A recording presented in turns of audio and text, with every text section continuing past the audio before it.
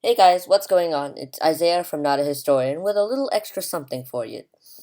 While doing research for the USSR series, I found this event that is rarely mentioned and rarely discussed. But if it had happened differently, then the world that we live in today would probably be much, much different. But I wasn't able to just slip it into another one of my episodes, so I just made it into this one episode for you to watch. The event that I am referring to is the Polish-Soviet War.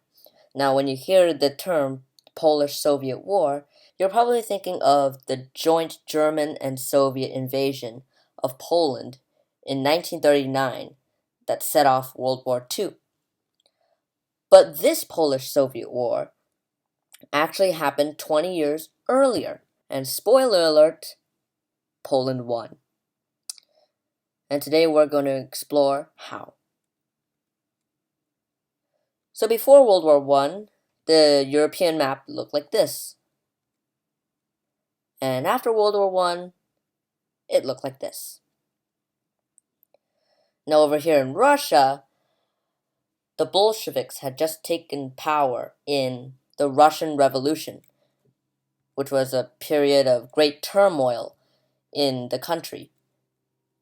And you can find out more about this in my Rise of Communism video. Now over here, you see some newly independent countries breaking away from the former Russian Empire. Poland over here being one of them.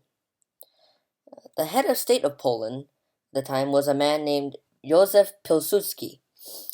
Sorry, any of you who speak Polish, I'm totally butchering his name. Just bear with me. So Józef Pilsudski, he was adamant at maintaining Polish independence.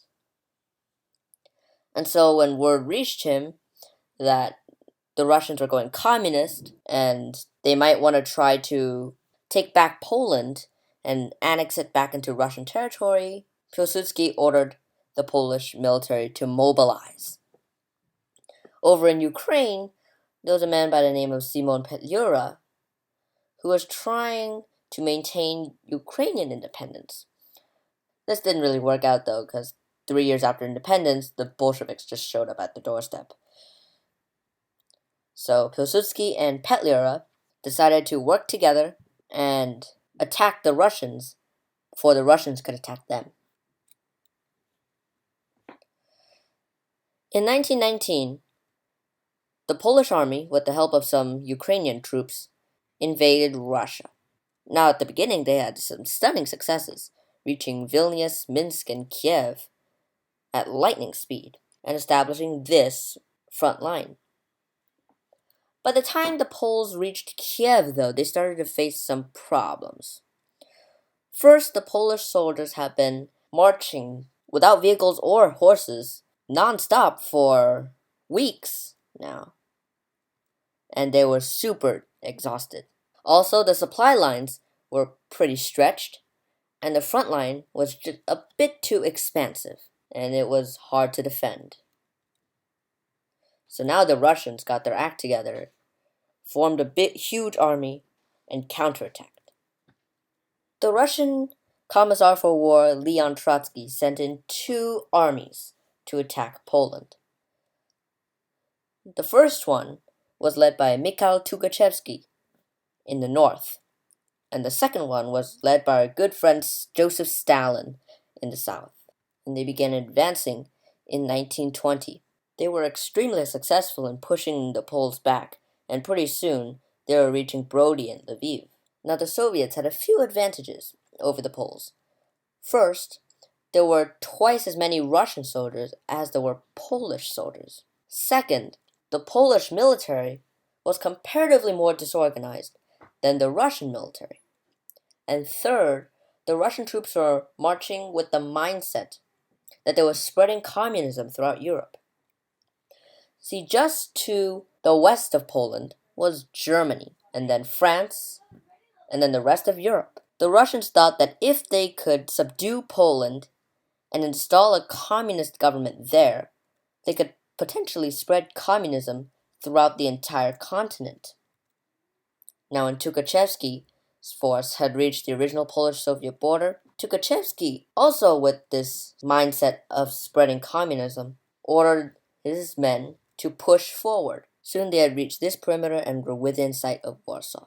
But by now the Russians were experiencing some of the same problems the Ukrainians had. Their supply line was stretched thin, and the front line was too extensive and was difficult to defend. And when Tukhachevsky asked for reinforcements from Stalin, Stalin said no because he was happy with hanging out in Lviv and he did not want to send his troops to help in the upcoming assault on Warsaw. The Polish army met the Soviet soldiers outside of their capital city in a last stand. During the fighting, a gap opened up in the Soviet lines, and the Poles exploited this gap, sent their troops in, and annihilated the Russian formations. Seeing this obliteration of his army, Tukhachevsky retreated. And it was at this point that Stalin finally decided to send some troops north from Lviv. But of course, it was a bit too late. The Poles met the Russians at Komarov in what was to become the last major cavalry battle in history. And amazingly, the Polish cavalry, outnumbered 10-1, managed to decisively defeat the Russians. And Stalin was forced to retreat as well. The Poles gave chase and moved the front lines here. Now the two sides came together and signed the Treaty of Riga in 1921, ending the hostilities, for now, between the Poles and the Russians. It established this front line as the border between Poland and Russia. Now, of course, this front line, this border, was much harder to defend than the original border. This border was much longer and much less defensible, something which contributed to the Polish defeat at the hands of the Russians and Germans in 1939. Now, remember how the Russians were marching with the mindset that they were going to spread communism throughout Europe? Well, if they had actually succeeded and installed a puppet government in Warsaw, well, from there, they could have established a communist government in Germany by way of a coup d'etat, which would have been made easier by the fact that Germany had been severely weakened by the recent World War I. And from there, they could spread their communist ideals to France, the United Kingdom, Spain, Italy, all the major powers of Europe. And if that happened, much of the world would probably still be communist today.